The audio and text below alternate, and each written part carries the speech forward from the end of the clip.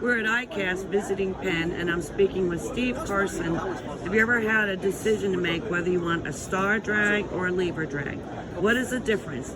Take it away, Steve. All right, good morning, everyone. We're here at ICAST. This is the most exciting congregation of fishing equipment in the world, and all the cool new stuff is here. But you know what?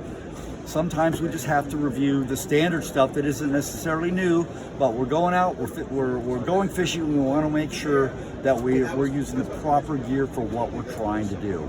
And one of the most basic choices when you're in a conventional reel is between a star drag reel, and you can obviously see why that's called a star drag, and a lever drag reel, which is not as obvious what to see, but the drag is operated with a lever right there.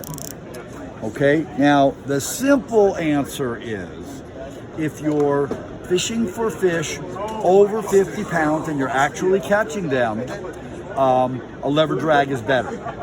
Okay, if you are only wishing that you're going to catch fish over 50 pounds and they're really going to be 5 pounds or 10 or 20 or even 30, star drag is probably better.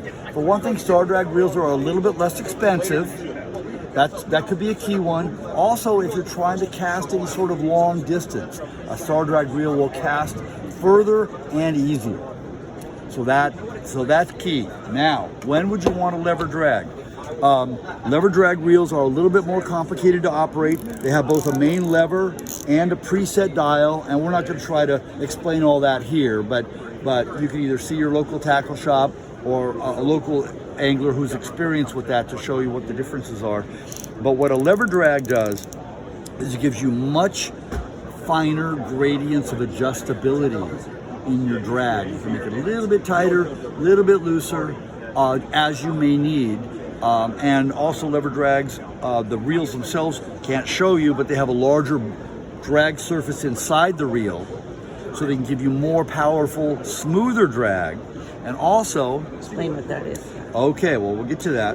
What that is that sort of a mistake stopper. Because you preset your drag to, I don't know if the camera can see that, but there's the word strike, and there's a little button there, and you preset your drag to that so that when you get your you leave it there, so when you get your bite, you're fighting your fish with the drag that you set ahead of time. You can't make a mistake with a star drag. You can get excited and you can tighten it up too much and snap, your fish is gone. Okay, if you've set it properly at strike, fish really can't break your line unless it wraps you around a bridge piling or something like that. But let's just say here comes a shark, here comes a sea lion, the fish is about to dive into a rock and you're gonna lose it anyway. What the heck? Do something. Then you push that little button in and you can go, if you want to, all the way to full. And then hopefully wind that fish away from that shark. Doesn't always work, but you know what? What the heck? You're going to lose it anyway. Yeah, and if the fish is going towards a buoy, fish breaks the line, well, you know what? You're going to lose them anyway. The other thing that's really, in my world, where I primarily fish for tuna, that's very important, and it may not necessarily be important to everyone, is if you want a 2-speed reel, it has to be a lever drag, just mechanically. If you want a 2-speed, you have to get a lever drag. And what a 2-speed does is that button out is high, button in is low. And then push that little button, see how it pops back out? So you go from high to low, back to high very easily.